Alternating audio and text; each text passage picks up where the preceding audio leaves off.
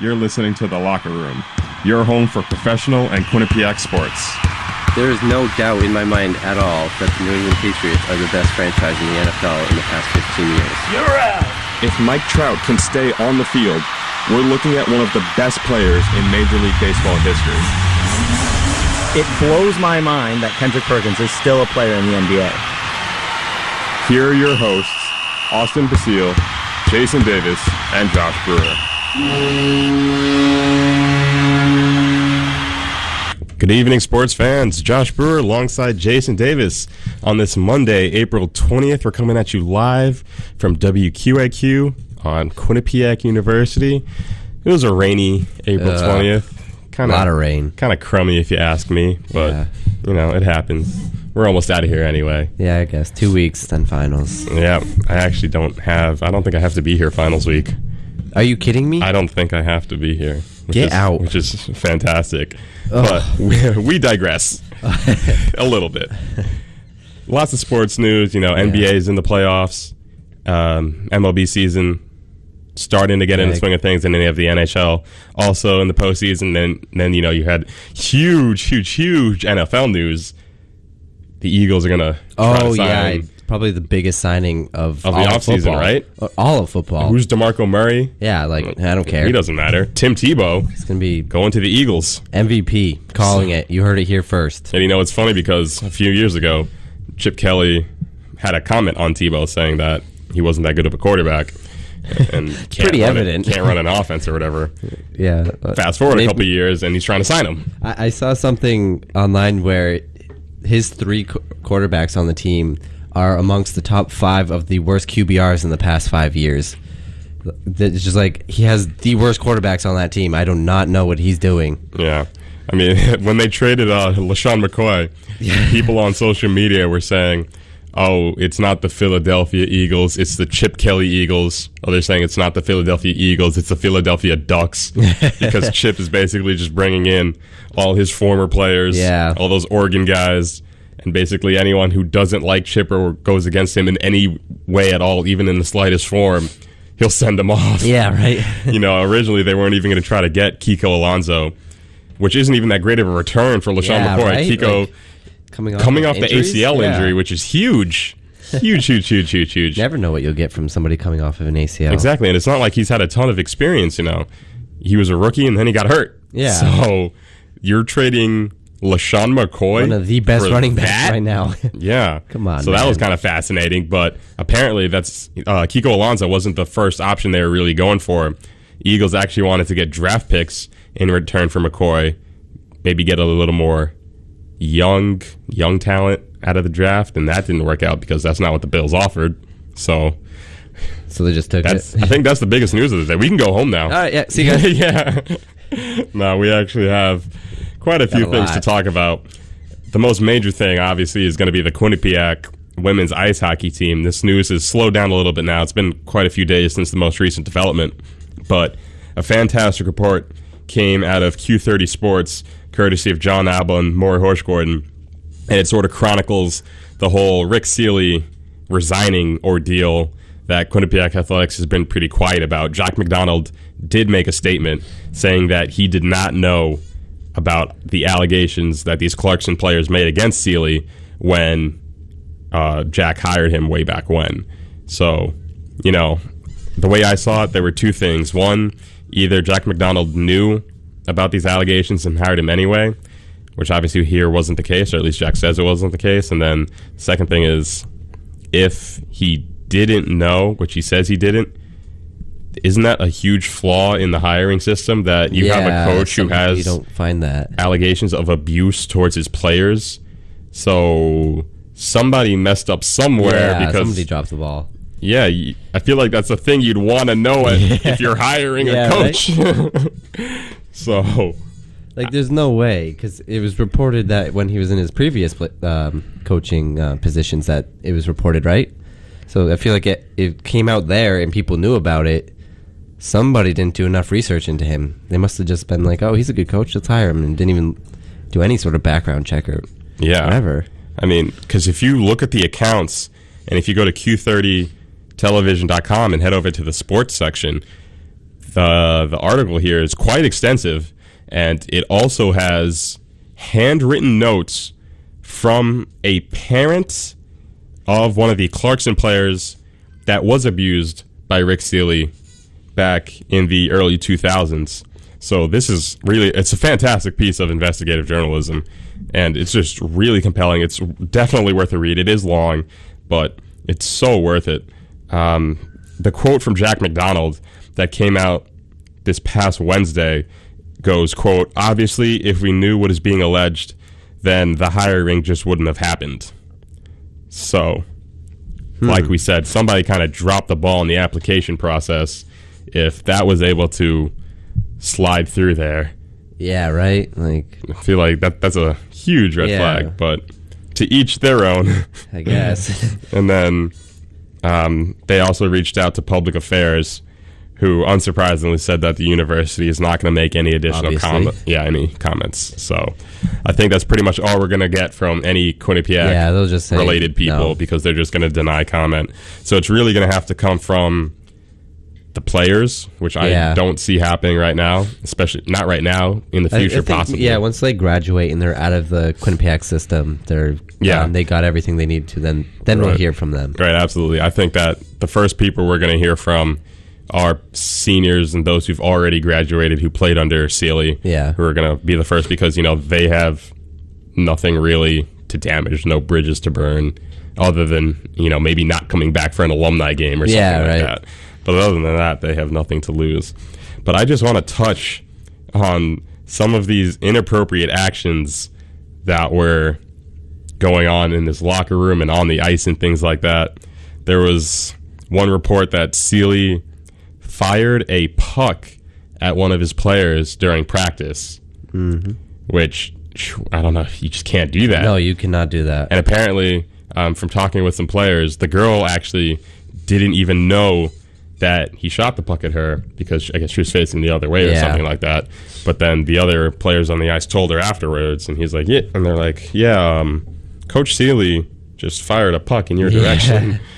So, luckily, it did not hit her. Yeah, that's one thing. Another was he's had allegations of grabbing players and things like that. There's one where a girl came off the ice. This is at Clarkson, and Seeley grabbed her and started yelling at her and said he would chop her legs off with an expletive in there. And the girl was so scared that she involuntarily urinated. My gosh. Yeah. That's how scared she was. Yeah. I can imagine. Think about that.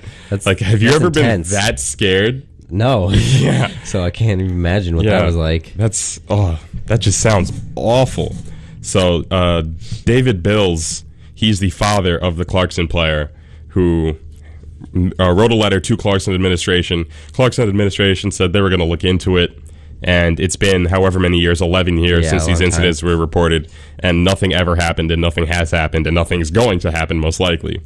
But like I said, on Q30television.com, they have the handwritten notes that he wrote to them detailing everything that went on. There's a whole thing on the team bus where he didn't allow pillows or blankets or anything like that. There was no sleeping allowed. If you went to sleep, he'd wake you up. There was no... But why? Come on. I don't know. Especially if it's a long trip. Yeah, why wouldn't you want rest? Yeah. There was no music, so no headphones or anything like that, which is insane because boring. What else do you do on road trips? You sit there and you study the tape. They're not allowed to talk. Oh my god. They're not allowed to smile. What is that? Yeah, some of these rules seem a little bit ridiculous. Yeah.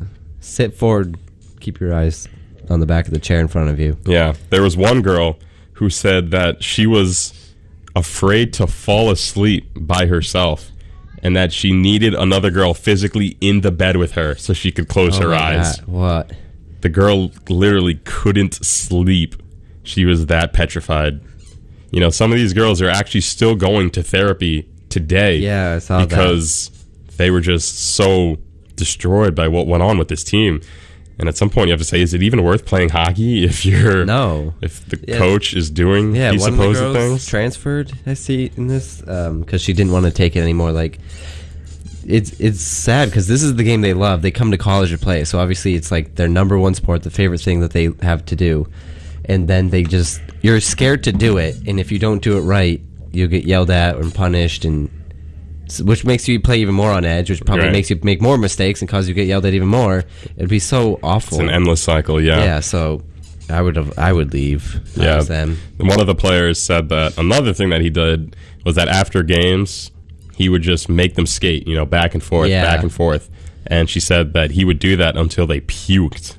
Put a little Herb Brooks on them. Yeah, she said that there was one time where this player thinks Sealy wanted them to puke after the game. Yeah. But the Zamboni came on the ice, so they had to get off. And that was the only reason they stopped skating that one particular time was because of the Zamboni. Yeah. But once again, just outstanding work by John and Maury to get this story. It's on Q30television.com. Highly suggest you check it out because, it's just so much worse than most people, I think, thought, because it stemmed originally from him grabbing a player in the Harvard game. Yeah. And everybody thought there was something up because, you're thinking, all right, he grabbed a player by the jersey. That doesn't seem that bad. Yeah. So there must be more to it, That's just the final straw. Yeah. This is everything that builds up to it. And I'm sure there's more we haven't even heard about yet. Sure. Because we haven't gotten anything from any of the players on what happened this season, last season. Yeah, well, he was recently. here. Yeah. So it's only a matter of time before that comes out. But it's a shame. It's going to be so tough for him to find a job anywhere especially else. If this really gets out there. And yep.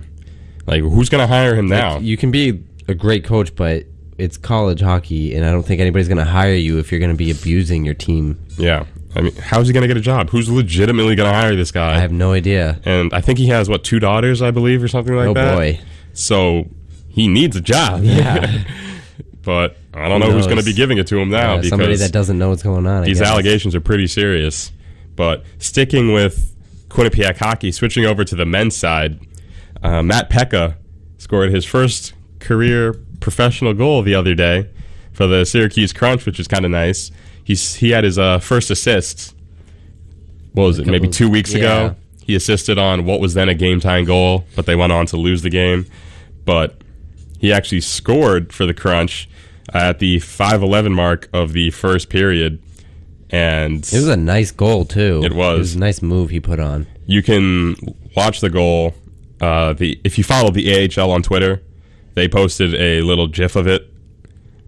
And it is a nice goal. Peck is out in front of the net, and the puck kind of gets dumped in, and he does like a nice little spin. Yeah, he puts his back to the goalie right in front of him, then spins around real quick and fires it to the upper part of the net.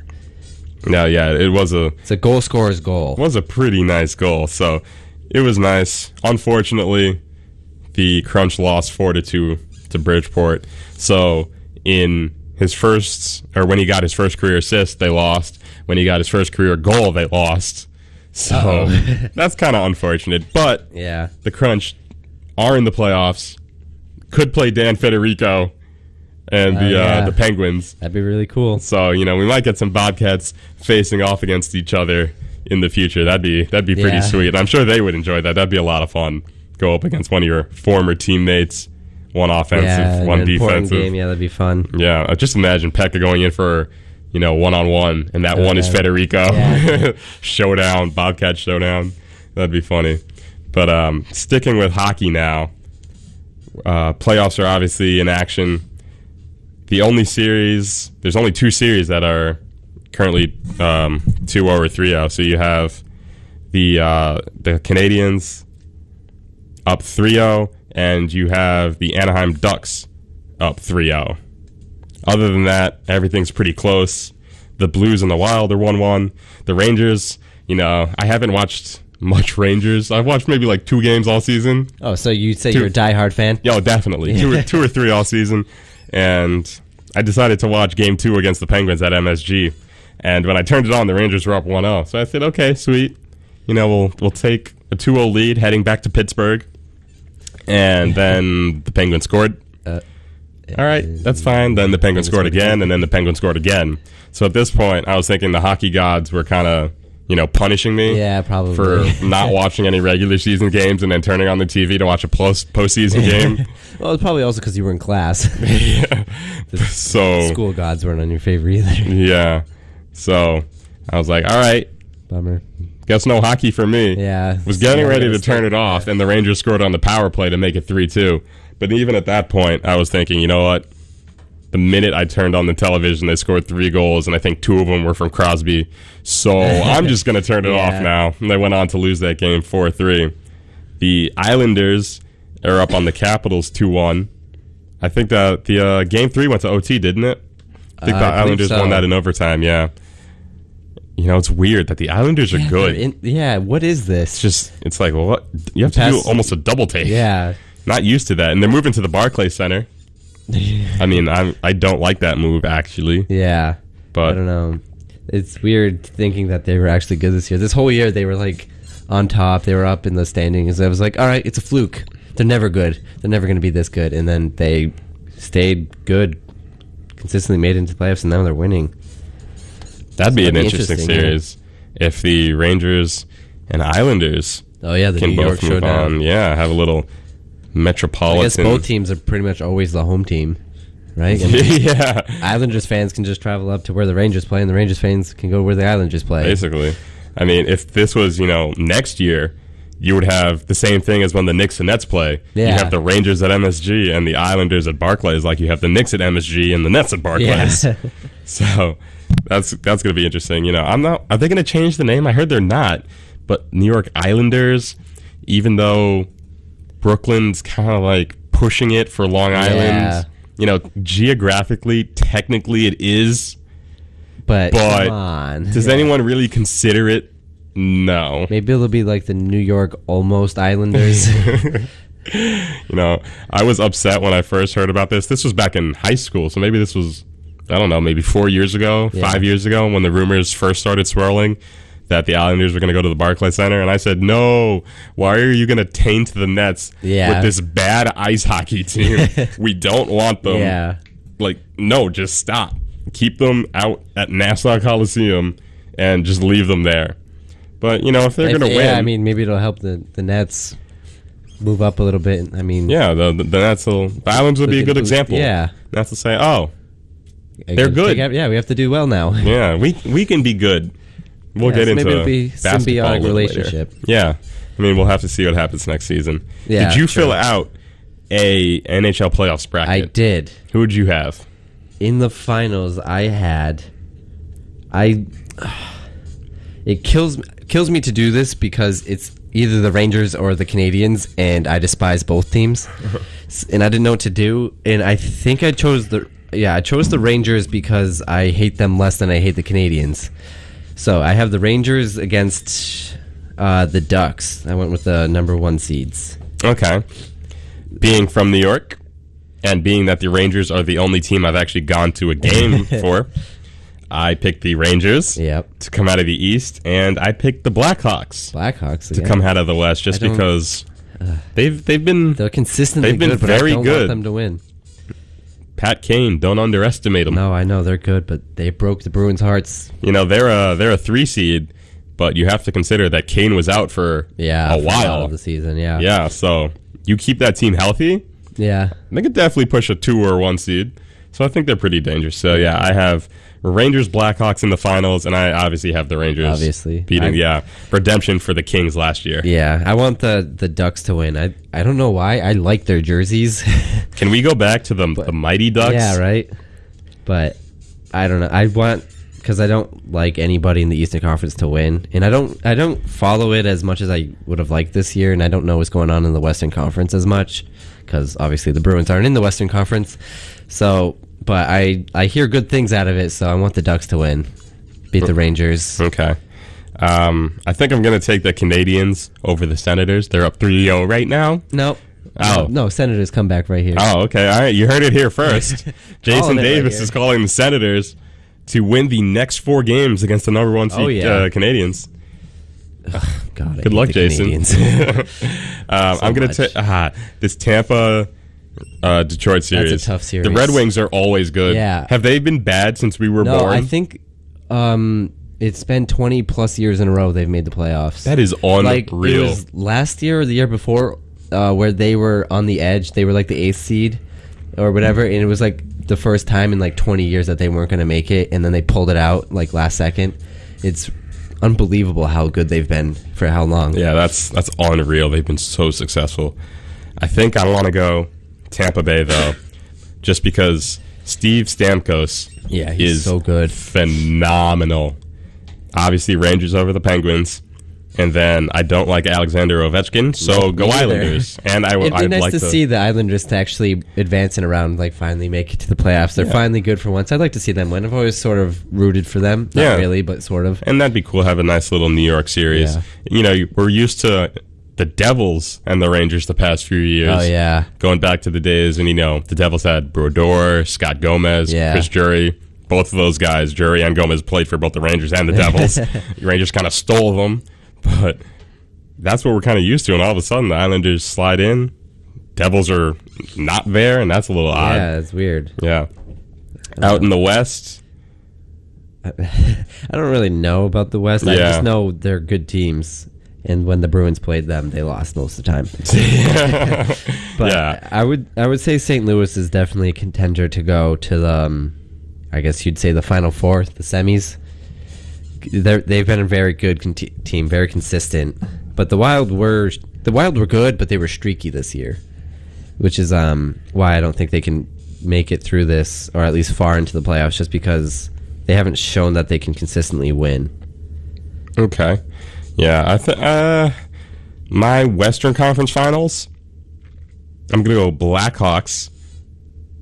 I'm gonna go Blackhawks over the Blues. All right, and then they are going to face off against the Flames, who are going to take out the Ducks. Flames. Calgary. Oh, boy. You know, the my reason for picking these teams is solely based on, like, 10-year-old Josh playing backyard hockey. Yeah. My team was always the San Jose Sharks. Oh, yeah. Can't remember why. I was always on that team, though. I guess I just liked the logo. Yeah. I don't know what it was, but unfortunately the Sharks aren't in it. But my other favorite teams from backyard hockey were the Flames and the Red Wings. So that's why, respect to them. True. Got to stick with them. Yeah, I would say I want the Flames. Well, they're up 2-1 in the series. I want the Flames to beat the Canucks because I hate the Canucks as well. Trend here: I hate most teams that aren't the Bruins. Mostly because Vancouver played the Bruins in the 2011 Cup Finals. But Flames, that'd be nice. They're not usually very good either. I like to see sort of an underdog up and coming. They're like the Islanders this year. And then I think the Ducks will take out Winnipeg. Winnipeg's not that great of a team. So, all right. I guess. And then I don't know who I would choose for Nashville and Chicago. Because Blackhawks consistently been good the past, 5 years. They've won 2 out of past 4 cups or something like that. So they're a threat to always be in the finals. They're a very good team with Taves, Kane, and there's somebody else I'm forgetting. Anyway, and so they're really good. I could see Chicago winning this series over Nashville, who's been really good this year too. Right. We're talking about all this hockey playoffs, but we have a couple articles that we read on 538.com, the sublet of ESPN, that I think we both found to be super, super interesting. Yeah. Because they detail the whole loser point system that the NHL has. So you get 2 points for a win, 0 points for a loss, obviously. Yes. However, if the game goes into overtime, you get 2 points for the win still, but the loser's now awarded 1 point. Yes. Which, in these articles, you'll find out presents a sort of a problem because teams are playing not to win, but to tie in the third period, right? So in games where the score is tied, what you would think is that the teams would just throw on their best skaters, they'd go offense heavy, and they try to get that game-winning goal. Mm-hmm. But what's actually happening is that the teams are playing super passive, really defensive, so that they can go to overtime, and even if you lose, you still get a point. Yeah. So they're kind of rationalizing it. They say, all right, we'll play defensive now. We'll still lose, but at least we'll get something out of it. Yeah. which shouldn't be like that.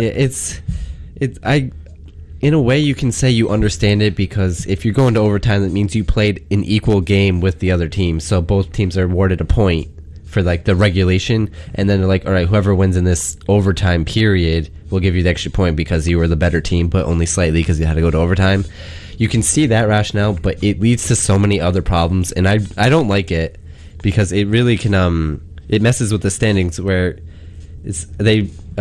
great stat that they mentioned in it is in 2012 the LA Kings finished with 40 wins and 42 losses, below 500. So they barely made it into playoffs. They made it in the playoffs over the 42 and 40 Dallas Stars only because the Kings had 15 loser points while the Stars had 5. So they had so many more points than them, like almost 10 more or whatever, because of this loser point. And it's not fair to the Stars, because they played a better season, they had a better record, but they didn't have as many points because they didn't tie and lose games in overtime. Right. And the Kings went on to win the Stanley Cup that year, which is interesting. But so, yeah, I can see why you'd want to reward a point for going to overtime. Yeah, like it makes sense in that aspect, but it's just ruining the third period of games. Yeah, because then they start playing really defensive, and you're like, all right, start making shots, just keep shooting it, but nobody does because they're afraid that you shoot, somebody blocks it, gets a breakaway. Right. You would think that tie game people try to win. Yeah. If it's a 1-goal game, scoring is the way it should be. Yeah. The team that's down is obviously trying to catch up. Yeah. But they're not trying to jump ahead until the overtime starts, when they know that they're guaranteed a point. Yes, it's like take the point and then collect yourself and try to win in overtime. And even then, it's hard because it's 4-on-4 and it's a little bit different of a type of game, but still, go for it. Yeah. There's a very nice graph on one of the stories. They have listed charts or graphs for the first, second, and third period. Yeah. And they have a yellow line for a tie game, and they have a blue line for a 1-goal game. And the graph shows the expected goals per minute, and then across the bottom they have the game minute. So in the third period, you can see that in 1-goal games, the expected goals per minute goes up based on the game minute. So the closer to the end of the game you get, the more, I guess, goals per minute you expect. Yeah, because they're trying so hard to score. Exactly. You shoot anything on they pull the goalie. Have 6-on-5, yeah. Yep. So they have more skaters. They're just firing shot after shot after shot after shot, and eventually, one's going to find the back of the net. Exactly. You have to. If you're the winning team, you're holding your breath. Yep. If you're the losing team, you're about to go crazy. Yep. But you see in a tied game, second period, it's higher. Then you get to the third, and around the 45-minute mark is where it peaks, and then after that, it just starts to plummet because the teams are playing, like we said, such passive hockey. So I don't know what the solution is. There's probably not a perfect solution, because when is there ever a perfect solution for anything? Never. Yeah. But they're going to have to figure something out, because in theory, this should be the most exciting hockey, a tie game in the third period. So they're going to have to adjust the point value or the only time it's ever exciting is in the playoffs when it matters, but in the regular season, it's not. Yeah, so they're going to have to figure something out, whether, I don't know. They change the points, or that they would, literally any change would be better is what the article says, but it mentions something like you could do a 3-2, so if you tie, both teams can get 2 points, and then the winner gets a third point, something like that. But I really don't know what you would do. Yeah. You just, I guess, go back to the olden days, and you can end the game in a tie, but so one team gets 2 points, one team gets 0 points, or both teams get 0. I don't know what to do. Ties are just so lame. I don't like ties either. Ties are the worst. No one's happy in a tie because nobody won. Yeah. And that can go into the issue with shootouts at the end of games, to decide the tie. I don't like that either. I don't know what I'd rather have, the shootout or a tie. Yeah. I wish college hockey had ties, or shootouts. Yeah. I mean, because, it'd be better. We tied Yale 2-2 and 2-2 this year. Yeah. Come on. We want a winner. Yeah. Let somebody win. Give us a chance to win. Or at least just like have unlimited overtimes. Yeah. Or something like that. That'd be super tiring. Yeah, but still, I don't know. Shootouts, it's supposedly the NHL claims 70 to 80% of fans like shootouts, which in my experience of talking to people that watch NHL, nobody likes the shootout just because it's a lame way to end the game. If you're going to sort of tie or give somebody an extra point, you don't do it. Play actual hockey. Right. And, one of the things they're talking about is just limiting the number of skaters on the ice. So instead of having your center, your left wing, your right wing, 2 defensemen, and a goalie, you cut that. And they mentioned in the article to maybe even 3-on-3. Yeah, this year the AHL actually experimented with that, where if after the 4-on-4 overtime period, or it was like after they do a 7-minute overtime, and after the first 3 minutes, if nobody scored, they drop it down from 4-on-4 to 3-on-3. And it can get kind of exciting when they do that. It opens up so much ice for the skaters where they can move around. They really can pass the puck, open up. It really facilitates for goal scoring. Right. You kind of think if the Bobcats had something like that where they go to that overtime period and it's 3-on-3 and you have Pekka, Annis, and let's just say Soren Janssen on the ice. Yeah.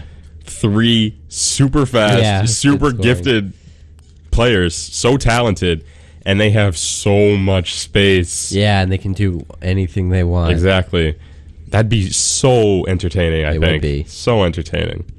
So, I don't know. We'll see if they make any changes at the I GM doubt meetings. They'll make it change this year just because it's the first year of their experiment. Maybe after next year, if it works out well and they decide that it's probably better than the shootout and they can make more money off of it, right, then they'll do it. Another thing that the NHL has to change, and they're not the only league that has to make a change in the whole draft situation. The NBA has it pretty bad too. But tanking. The Buffalo Sabres are kind of notorious for being the NHL's tank team this year.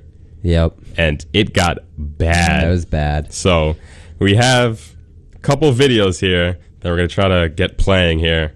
And it's just... Bear with us on this. This is almost embarrassing if you work for the Buffalo Sabres franchise because of the way the fans act in these two scenarios.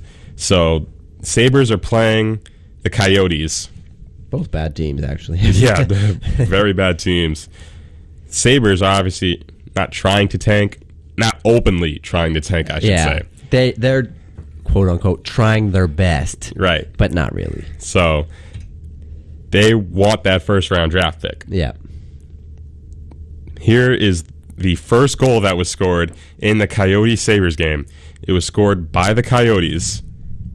And mind you, they're at home at Buffalo here, so the fans are all supposedly Buffalo fans. These are Sabres fans. So let's listen to the crowd reaction after this first goal. Hudson hustling back after it. Gets it around on the boards, but the Coyotes steal it back again. Mazzaro's getting in there to try and break it up. He came in front. They score. A shot taken by Schwartz, and the Arizona Coyotes take a 1-0 lead. So Jordan Schwartz scores there. You can hear it. Yeah, you can hear the crowd. They start cheering. Yeah, I mean, there was also some awes or something in there. Like, not everybody was happy, but you could make out some happiness. Yeah, some fans there were some happy Buffalo Sabres fans after that goal. Now, if you think that one is bad, this game went into overtime. Oh. Pretty fitting that two terrible teams go to OT. We're just going to play this one, and this is just unreal. Rolled around the boards with 42 seconds remaining in the Weber penalty. Moore keeping it in there to Ekman Larson. He slides it off for Gagne. Score! That one's much more into the net.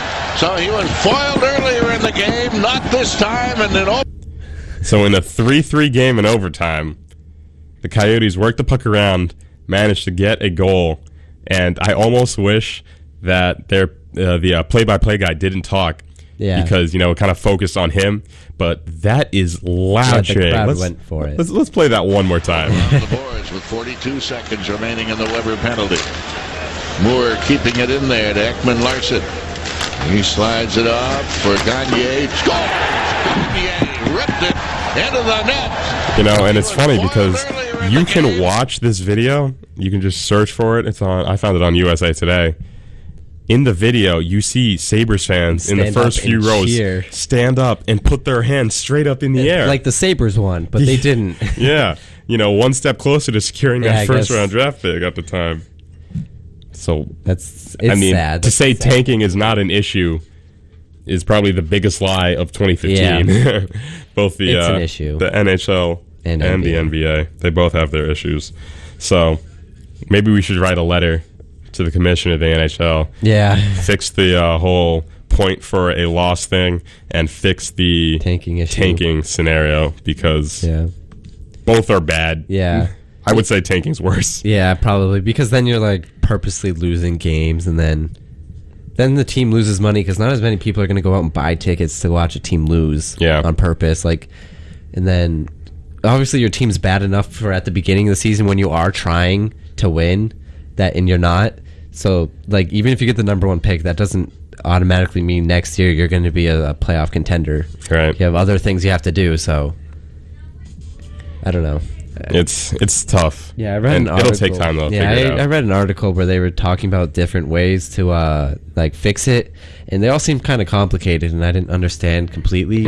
And I was like, it doesn't seem like there's any way to perfectly fix it because all of them had their cons to how people can sort of beat the system. And like, I know the NFL doesn't have a lottery system, which I think makes it a little better, but then you still get towards the end of the season teams sort of not trying as hard because they know they can end up with that number one pick. Yeah, so if you're an NFL team going into week 17 and you are 2-13, you're not going to try to win that game. Yeah, why would you do that? You can. Yeah, there's absolutely no reason for that team to win that game. Yeah.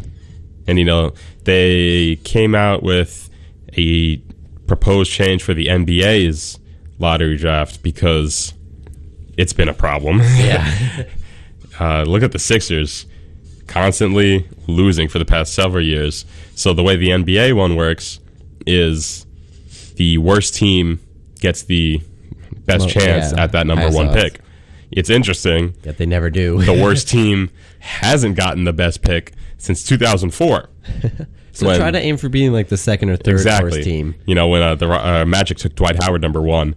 So people were upset. I'm sure you saw the thing. The Knicks went on a 2-game win streak. Yeah. Which 2 games, it technically isn't even a streak. It has to be minimum of 3. And Knicks fans were upset about that because they're saying, oh, the Knicks can't even tank right. Well, based on history, it's good that the Knicks won these 2 games so that they don't finish with the worst record. Yeah. Because if they did, they weren't getting that number 1 overall pick. Yeah. So I found that kind of funny. But one of the proposed changes was just evening out the percentages of getting that first pick. So yeah, that's a good idea. It gives like the 3 or 4 worst teams like equal odds, so then you can aim to be a little bit better than you are. Right, exactly. So the way that it works now is the worst team gets the 25% chance.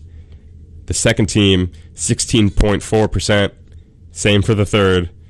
Then the fourth worst team gets a 16.3% chance. So what was proposed in the article I read was that they sort of even that out based on the number of losses that a certain team has. So it'll be more like first worst team gets 20%, next worst team will get 19 point whatever, because you look at some of these standings and the teams might be separated by 1 loss. Yeah. But then their percentage is like, 6% different or something like that. How is 1 loss with 6% of getting a Joel Embiid, a Jahlil Okafor, a Karl Anthony Towns, Michael Carter Williams, a youthful player or someone like that. Yeah. So they definitely need to figure it out. They're going to have to change that, among other things. That just got me thinking, totally unrelated, basketball related. The Clippers leaked, or somebody leaked, the Clippers' new uniforms that they might be wearing next season. They look disgusting. Really? They look so bad. Fortunately, they don't have sleeves or anything, which makes me happy because I'm so anti-sleeve. Not t-shirts. Yeah, but they are the grossest uniforms If they wear them. I'm hoping they won't. Maybe they've leaked it to get the public's opinion. Yeah, that's what I'm hoping hoping And then they're for. like, oh, that's disgusting. They're like, all right, we got to go change it. Yeah. That would be prime because I think it's kind of an ode to the past, just the way they have the logo and everything. And they have Blake Griffin modeling it. And I don't know. It just doesn't look good. Yeah, that one. Yeah, no. Jason just pulled it up on his screen. What is... Yeah, right? It's like boring. It's a basketball with like LAC in it, and I don't know about it. I don't like the color scheme. It's black with blue and orange or blue and red. Yeah. I'm not a fan I don't either. know. It's meh. Pretty meh. boring. Yeah, I agree with that. Basketball. Before we jump over or stake with the NBA, we have some news out of Quinnipiac basketball. First news in a while. Ousmane Dramé, Quinnipiac's stellar forward, graduated this year, or will graduate in a couple weeks, obviously. He was invited to the Portsmouth Invitational Tournament, which was about a week ago. Yeah. About a week ago. Little over a week ago, week and a half ago, in Virginia. And it had that event has some of the best college basketball seniors from across the country. They play 12 games. It's a 12-game tournament over 4 days. And there's a bunch of scouts. John Stockton did it. Tim Hardaway did it. Scottie Pippen. So, those are some big-time names that came out of this tournament. So Ousmane Dramé had the great opportunity to go. And he talked about how he thought he did pretty well, or at least everybody told him he did pretty well. He didn't really talk to any NBA scouts or anything like that. But there were scouts at some of the Quinnipiac games this season. Celtics, Spurs were here. So there's definitely some interest there in him and Zaid. Zaid did not participate in the event. I don't know if he wasn't invited or he declined or anything like that, but Ooze was there. But that's huge. That's pretty cool. Yeah, it's big for our program. Absolutely. The fact that there's, according to Dramé, there's actually significant interest in him. So right now he's in the process of finding an agent. Oh, and wow. We could hear Ousmane Dramé's name in the draft. Like, that'd be cool, yeah. Just imagine that. Do you have his stats there? Yes, I do. Let's see, what was his recent... This year, he shot 45%. He shot 33% from 3. Yeah, on how many attempts? 3, I think. Get buckets. Yeah. Let's see. 80% free throw. Average, which is good for a big man. And then he averaged 11 rebounds, 1 assist, 3 blocks, almost a steal, 0.7 steals per game, 2.3 turnovers, and 14.9 points this year, which are all decent stats. Yeah. So hopefully he did it as well as people say in the tournament, and maybe he'll be a late pick in the draft. Which would be awesome. He finished his QU career with 44 double-doubles, which tied Ike Azotam's record, or it's the Quinnipiac record. And Ike Azotam obviously graduated a year before Dramé. He's currently playing in Europe. So, congratulations to Ousmane Dramé. Yeah, maybe he'll go D-League and develop Just imagine into a that. good player. Imagine Quinnipiac playing as Ousmane Dramé in the next installment of 2K. 2K16. Do you think they'd pronounce his name right? Probably not. Yeah. Do you think the guys would even pronounce Quinnipiac? No, it'll probably be they'll give him a fake name or a fake school, because you can't, when you go to type it in, it won't be there, so they won't have it. Oh, it is in 15. I know you can select Quinnipiac. I don't know if they can pronounce it though. Huh. I think they might say out of Connecticut. Yeah, skip it. Yeah. Yeah, because really, who's heard of Connecticut? Who's heard of Connecticut? Who's heard of Quinnipiac? So that'd be cool. But NBA playoffs. Also in action here as we wind down. Only 5 minutes left. I feel like we just got here, and I know we're only down to the last 5 minutes of the show. But playoffs are in action, and the first round is currently in progress. And my Nets lost to the Hawks in Game 1. They'll keep it together. And unfortunate. Yeah. And the Wizards lost, or the Wizards won, excuse me, they barely beat you. Yeah, to the Raptors. The Raptors, yeah. The Bulls over the Bucks, and the Cavs. The Cavs beat the Celtics. I was at work, and everyone was freaking out because the Celtics were up 7 or 8 on the Cavs at the time. And my boss, Tony, goes, "Oh, the series is over." And my friend Rob has called the Celtics in 6. That's what he's going with, and he's sticking with it. Wow. Yeah, right? That's what I said. So that means Celtics are going to have to win 5, or they're going to have to win 4 of the next, 6? 6, yeah. Good luck against LeBron. It was a fluke. It was a fluke. That's what it was. Oh, excuse me. Yeah, Boston was just trying to make Cleveland feel good, so when they win the next 4 games. You're right. I'm going to go Cleveland with a 4-game sweep. 5. I say you're gonna give Celtics a game? They'll get 1 game out of it. Okay. The Bulls 1-0 over the Bucks. I'm gonna go Bulls 4 games, 4 or 5. 5 at most. Probably 5, yeah. Bucks are good. Or I wouldn't even say Bucks are good. Bucks are an average team.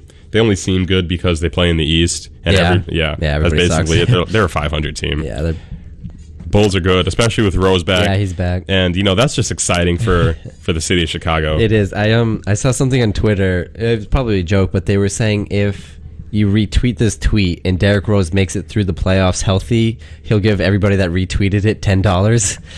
Really? Yeah. I didn't catch that. Yeah, I think it was a joke, probably. I wouldn't really think that's anything funny, like that serious, but it just shows that everybody thinks he's going to get hurt again. But it'd be nice if he makes it through, makes an impact on the series. No, yeah, definitely. I think the hardest series to pick in the East is the Raptors-Wizards series, which is currently 1-0 Washington. Everybody, it's funny. People are calling the Toronto Raptors the Drakes. Because of Drake. Yeah. Sitting courtside with his lint roller. Oh, yeah, because he's so cool. And it seemed the Raptors keep getting in trouble. They got in trouble last year when they were playing the Nets in the first round because their GM said something that he shouldn't have, cursed out some fan or something, cursed out the Nets, got fined. Same thing happens this year. Yeah. Gets fined again. And they lose game 1 on their home court. And, they have this whole thing, we the North, because they're from Toronto and blah, blah, blah, blah, blah. Yeah. And Pierce called them out. Pierce played for the Nets last year, so he saw the whole debacle. Yeah. And now he's playing as a member of the Wizards this year. And he called them out. And the GM fired back at him, and it's a whole ordeal. Pierce doesn't care. Yeah, these are 2 teams that struggled mightily towards the end of the season. They're both doing real well. Look at John Wall averaging, I think it's 18 points almost and 10 assists per game. Then you have Bradley Beal, Nene, Gortat. Toronto has Lowry, DeRozan, Valanciunas, etc. Yeah, it's tough. I want to say the Wizards just because they already have that 1 game. Yeah, but that's easily I think could go 7. Yeah, if I had to pick 1 game to go 7, I would pick that one. Yeah. Then the Nets, they competed against the Hawks. Did they? I didn't get to see the game. I think a 7-point loss. Oh wow! Yeah. So Lionel Hammond said to the team, if you guys didn't think you can compete, you definitely can because. Yeah, he only lost by 7. There was a regular season game earlier this year where the Hawks destroyed them by 30. So, the Hawks can run them out of the building because they already have. But Brooklyn made it close. And I think they can steal a game or 2, especially when they're playing at home. Definitely can, yeah. Out in the West, Golden State Warriors, BPI had them as a 93% favorite to win this series or something like that. They took a 1-0 lead over Pelicans. Did you see what New Orleans head coach Monty Williams said earlier today? Yeah, about the decibel level at the Golden State Arena. So Monty Williams, I wouldn't say he was complaining, maybe just making an observation that the noise level in Oracle could potentially be illegal. But how is it illegal if it's not like they're the Atlanta Falcons and playing it over their loud system? Right, If it's truly 100% the fans being that loud, what are you going to do? Yeah, you can't tell the fans to be quiet. Yeah. Exactly. People were commenting, Warriors fans were commenting on social media that now they're just going to be louder next game. Yeah, because he gave them that motivation. Yeah. So I'm going to go Warriors 4-game sweep there. Yeah, easy. Let's wrap this up real quick. We only have about 45 seconds. I'm going to go Houston over Dallas 4-0. I'd say 5. Okay. You got to give a team a chance. Clippers, Spurs, and Trailblazers, Grizzlies are both extremely difficult. I can see both of those going at least 6. Yeah. Clippers, I want them to win just because I like Chris Paul, and he doesn't have any. Watch. Yeah, and he doesn't have any playoff experience. Yep. Really, never gotten to the conference finals. So I'd want the Clippers to win that one, and Portland, I want some redemption for them last year. You know, they had that nice run. I'd like to see a little more Damian Lillard action this year. Yeah, that'd be cool. Yeah. All right, so that's pretty much all the time that we have this week. We thank everybody for joining us. Do we only have one show left? Yeah, next week's the last show. Next week, the finale. Do we not do it during finals week? I might drop by. You can. I won't. I have finals to study for. All right. So we'll catch you guys next Monday. It'll be April 27th, potentially our last show. Yeah, we'll figure it out. So make sure you tune in. Thanks, everybody, for tuning in. We'll see you all next week. Bye.